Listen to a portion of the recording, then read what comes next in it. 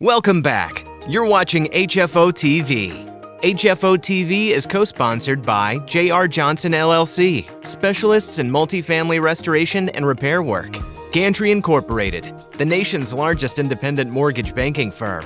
Butler Exchange Group, offering 1031 tax-free exchange services. And Forensic Building Consultants, experts in the diagnosis, repair, and preservation of multifamily assets. Welcome back to HFO-TV. I'm Greg Frick, partner at HFO Investment Real Estate. And today we have Vadim, who's running for Portland City Council position number 3. Believe it or not, even with everything we've gone through the last couple of years, the elections are still going. So we've got an election coming up next year with City Council. Position 3 is Joanne Hardestein's, who's currently in position. So I want to thank you for taking the time to speak to our audience and give us a little rundown on who you are, why you're running, and kind of what you see, what changes could be made in the city of Portland. We've been in the news a lot lately for reasons we probably don't want to be in the news. So again, I'm glad some people that are kind of new maybe to the politics within the city are throwing their hat in the ring to maybe get a new voice in Portland. So thank you for taking the time. Thank you for having me. Why don't you give a little background for people that don't know? Our audience is a lot of investors, multifamily owners within the area. Kind of your background and what kind of got you motivated to put your hat in the ring and run for this position. So my background begins with my history is that I am an immigrant. I came to the United States from the former Soviet Union, and my family came here not knowing English at all, started fresh here, had to take loans in order to get by day to day. And with that, you learn a lot about pragmatism, a lot about working with different communities to get things done. And so it's very much a common immigrant story you hear so much about from your relatives, from your friends, from your coworkers. I went to public schools, went to public university, went to public law school, graduated as a lawyer, and most recently I'm working as an administrative judge with the federal government. I do a lot of hearings with people applying for disability, so I talk to a lot of people every day, and I hear about the struggles that they're facing.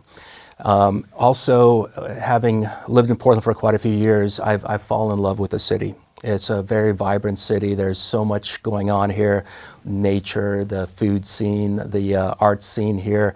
It's such a great place to live.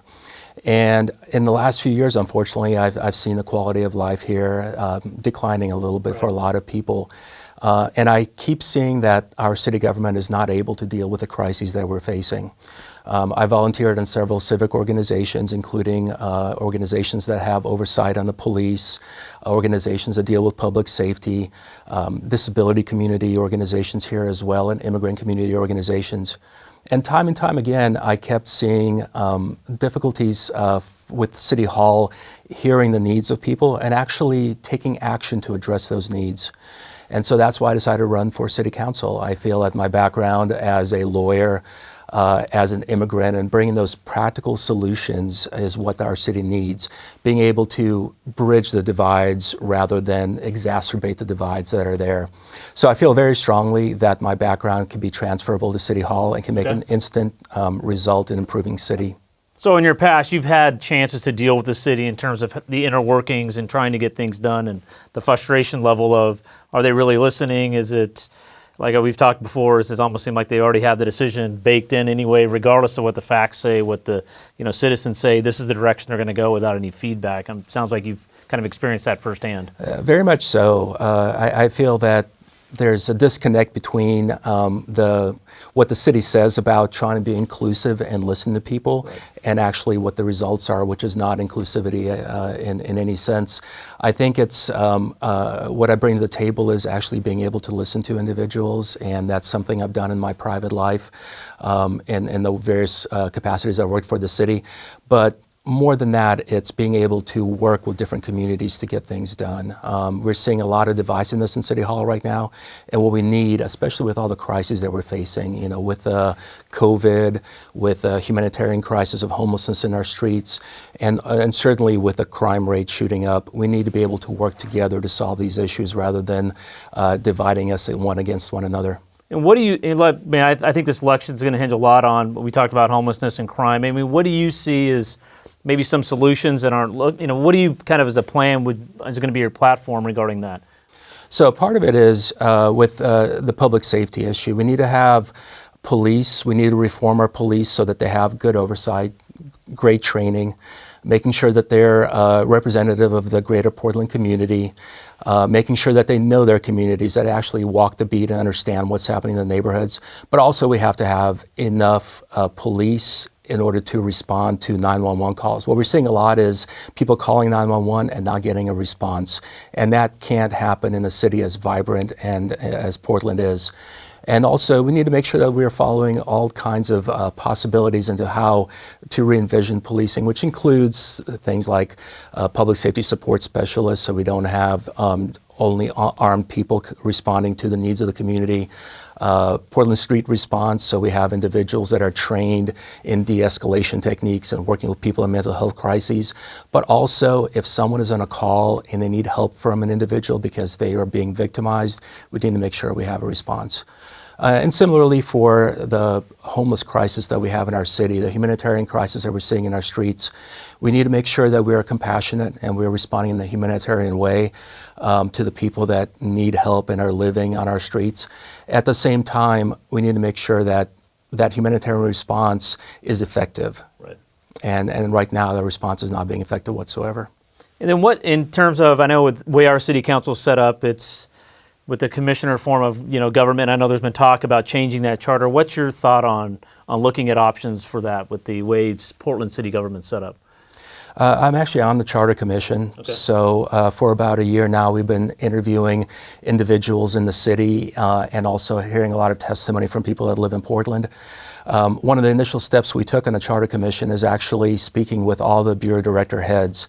And every one of them came forth and provided testimony about how the system is broken, how they were having difficulties transitioning from one commissioner in charge to another commissioner in charge. And this is the current people in head of in the government now? All the current bureau heads. And this is all online at the Charter Commission website, so anybody can look at our former meetings.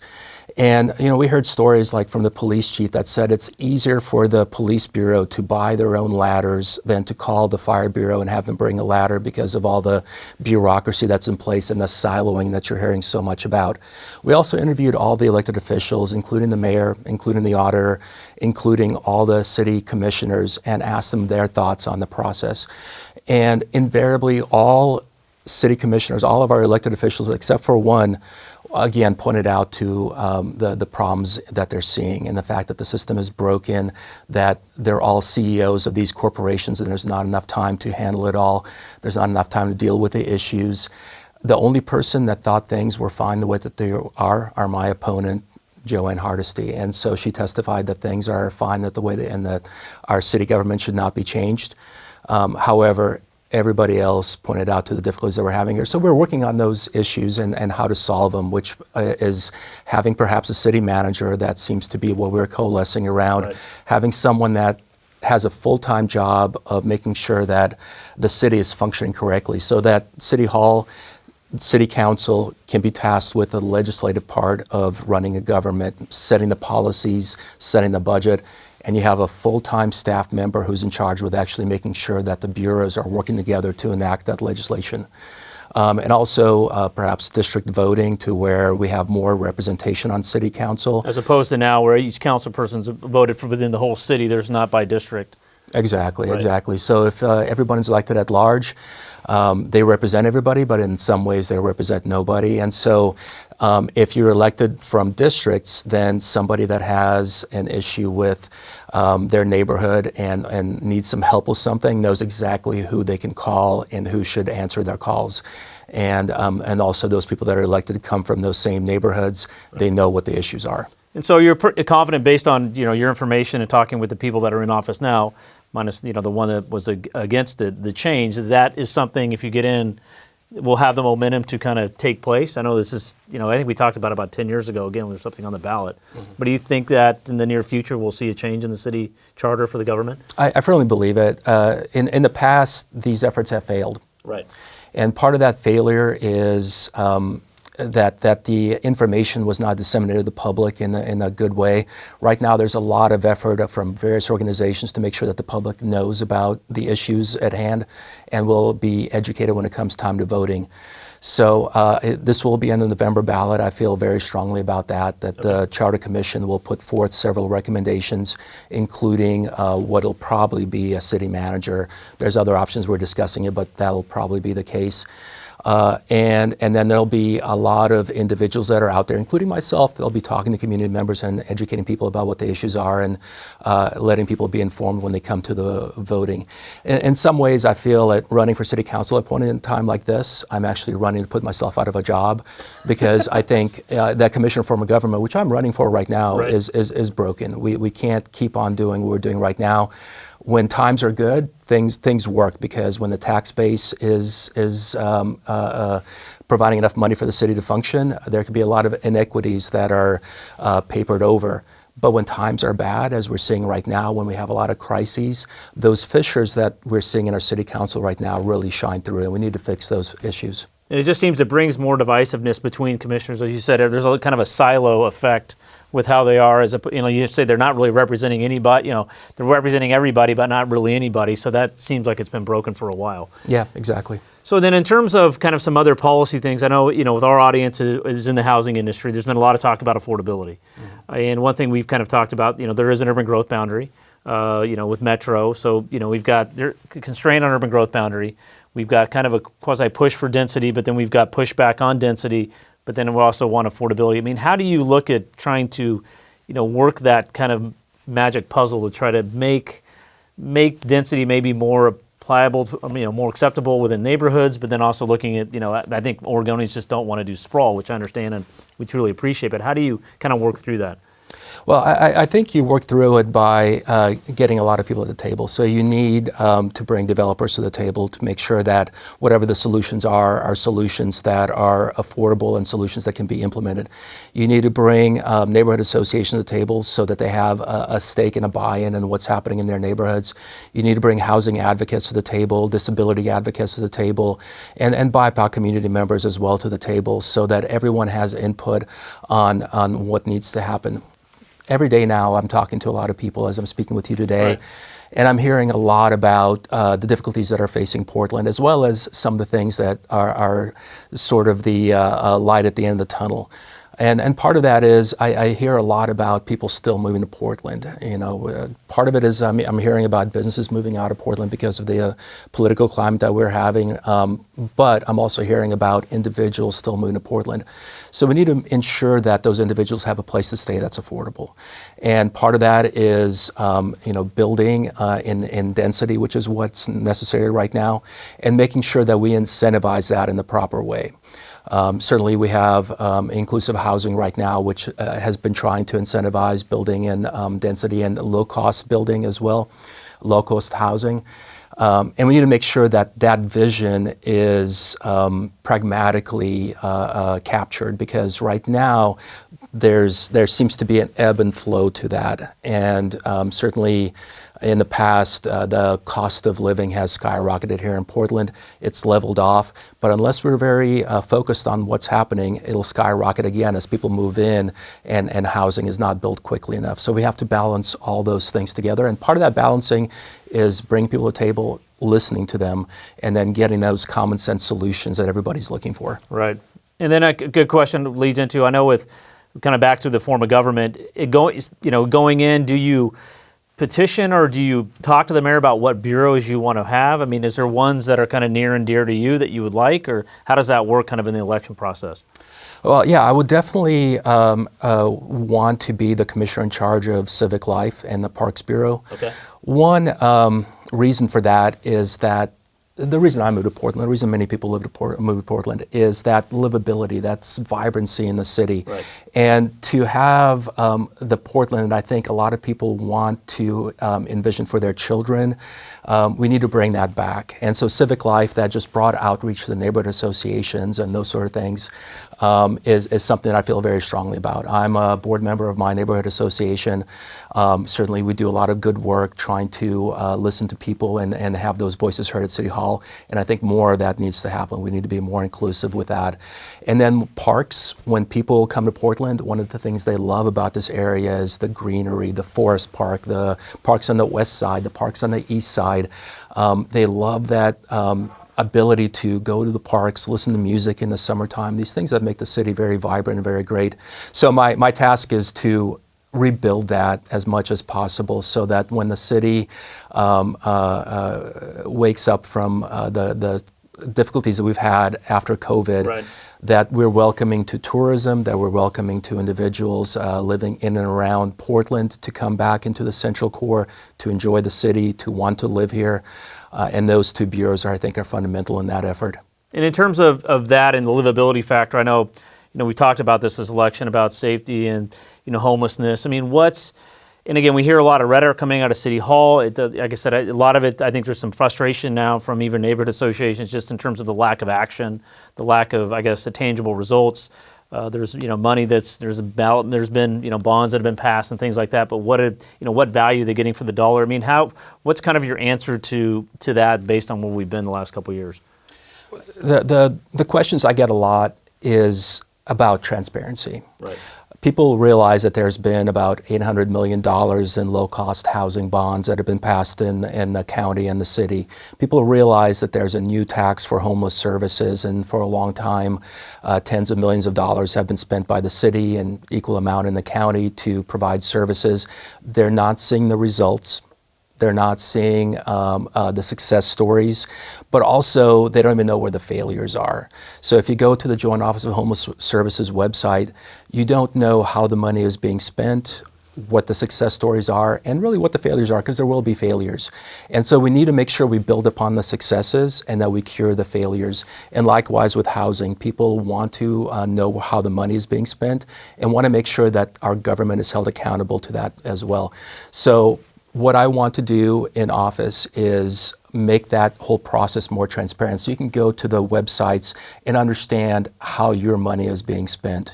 And if you feel that your money is not being spent well, I want to get that feedback from you, hear from you, and understand how to spend it better. Because we need to make sure that all this revenue streams that are coming in are being spent well, are being managed well, and we're getting the results. And so who's in charge? What's the plan? Everybody needs to know that. Yeah, I know, because I know, in our world with like even inclusionary zoning or inclusionary housing that was put in 2017, you look at some of the numbers that have been put out from the city, don't necessarily jive with when we're looking at, independent third-party reports from Portland State University, some economics that, so again, I think there's starting, well, it's probably been, but kind of not want to say distrust, but kind of every time we see something coming out of City Hall, the numbers are always, it feels like they're baked just to, satisfy the reason why, but there's no real discussion. There's no talking about where the failures were, where the successes were. It's more about just, like I said, you look at the thing, you can't really get to the bottom of where the money was spent. I mean, people know they're writing the checks, but are you getting any value for your dollar? Exactly, and there are success stories. That's true, but there certainly are failures, and there's always going to be a failure, whether it's a business or a city or a nonprofit. But you have to learn from those failures. And right now, what a lot of people are thinking and seeing is that we're doubling down on the failures. So things that are not working, we're spending more money on. And and you have to read through a lot of literature to actually understand that. And luckily, I've been able to have the time to do that, but not everybody does. So it's my job, I feel, running for office and certainly being in office to make sure that people understand how their money is being spent. With our audience being predominantly, multifamily owners and investors, the feeling is within the city, it's kind of an us against them kind of, I think the relationship between property owner and, tenants has been almost weaponized back and forth. I mean, what are your thoughts on some of the policies there's, from inclusionary zoning, fair access, things like that have made, like I said, at one point they're talking about affordability, but then the cost for housing providers and the cost of doing business and being villainized in this city has, frankly, taken a lot of them that have said, we're going to leave. I mean, how do you change that, and kind of what are your thoughts on that? So I start with the premise that a rising tide lifts all ships. There's definitely people moving into Portland. There's the income of individuals moving to Portland is fairly high. There's opportunity here for businesses, developers, and individuals that are moving to Portland to really increase the vibrancy of the city. But we have to make sure that we incentivize what's fair for everybody. And so we need to make sure that people that have a difficulty being able to afford housing are subsidized so they can afford that housing. We need to make sure that what happened in Old Town, where there was going to be a revitalization of the former post office space that fell through, does not happen. That was going to be a lot of low-cost housing units in that area. That was going to be a revitalization of that area with multifamily units, shopping, and a lot of good construction jobs, a lot of good union work in that area that was lost because we couldn't make the ends meet. So we need to make sure that what the city does is brokers the ability of everybody to come together and get things done. What we're seeing is a failure of the city being able to broker that. They almost broker to make things not happen. I mean, that's my concern. The way it's been, they're almost putting policies in place to de-incentivize bringing businesses in and things of that nature, which again, I think long term is going to have a big negative effect if that doesn't change. Yeah, and we need to fix that because there's no question that Portland will grow. And as it grows, either rents will rise because we're not building enough units, right, or people will need to move out to farther and farther out from the central core areas, which is one, inequitable because that's farther away from services, that's farther away from shopping and schools and public transportation. So when you're talking from an equity standpoint, you need to have as many people in high density areas as possible. And also speaking from an environmental standpoint, you want to have that same multifamily, high density, urban growth sort of area, rather than having people spread out and be in cars more often and have to drive and commute and all those things. So no matter how you look at it, we need to incentivize the ability to build more units and low-cost units. And that's where the government comes in, is they have to bring the stakeholders to the table. Right. And that's with the advocates from people that want low-cost housing and making sure that that is something that happens. But how do we make sure that happens without having too many hurdles along the way to where people don't want to do it? You know, I read a study recently that Portland in the last few years was a number 3 most important city for development in the country. Now it's number 66 out of 80. Yep. And part of that is the feeling, perceptions, real or otherwise, that we're not working together with all the stakeholders in order to get the development to actually occur, that there's too many impediments in the way, that it takes too long to get permits done. We need to make sure that we once again are an area where people not only want to move to, but where people want to build and create a community where people can actually live and be able to afford to live in the places where they work. Yeah, there seems to be a disconnect a little bit with some city leaders, even state leaders, in terms of if capital does not want to come to your state to invest, there's long-term effects in terms of that's how you get housing built. You can't continue to put up roadblocks, put up barriers that make it more difficult to do that. And eventually, if you've got the options to go capital in the markets, they're going to go someplace that's more, advantageous to get started. And I think Portland's just lately has just kind of gone the other way, where it's been very detrimental for people to try to get started, from permit timing to just a host of issues. So it's good to hear that you recognize that problem and look to maybe change that. So yeah. Once again, rising tide lifts all ships. The more businesses we have coming here, the more of a tax base we have to pay for the services. The more individuals we have moving here, the more robust and the small businesses that will survive and prosper in Portland. We need to ensure that we're building a long-term vision for Portlanders where the city can grow, but grow in a sustainable fashion. Maybe because we have the general election. I think is in May. In May, the primaries in May. Primaries in May. Then, depending on the vote tallies at the top, nobody gets 50%. Then there's a runoff of the top 2, which would be in November. That's correct. Right. So you're full gear. The campaign's up and running. And if they want to find out more about your campaign, they can go to the website here below. Yes. Please visit the website. Please sign on. We'll send you occasional emails. We'll not flood your inbox about information about the campaign, what we're doing, how you can help out. This is very much a grassroots effort. You hear about grassroots a lot, but I'm not a politician. I have a job that I've really enjoyed. Never thought about running for office until I saw some of the difficulties that Portland's been facing, and I decided to do run for office because I thought I could make a difference. And so that is going to be a grassroots effort where everybody that goes to my website will hopefully tell their friends about it, will inform their neighbors about it, and together we'll win this election and start making the changes that are necessary. Well, I want to thank you for taking the time. I think it's great to get some new, fresh, voices involved in City Hall here. Like you said, we've all come here to this city for the livability factor, and we hate to see it go and change, but I think there needs to be some change in direction with some new people coming into office. So I want to thank you again for taking the time to do this and putting your hat in the ring. I appreciate it. It's great talking to you, and it's great talking to everybody out there that I've been speaking with. It's really been a wonderful opportunity to hear from a lot of people, and I have great faith in the people of Portland, in their ability to succeed and their ability to change the city for the better. Definitely, definitely. And we'll see you again on HFO-TV. Thank you. Our entire office specializes in multifamily real estate, making HFO the largest multifamily brokerage in the Pacific Northwest. Your success is our passion. Build your legacy with HFO. Call 503-241-5541 or visit our website at hfore.com for more information.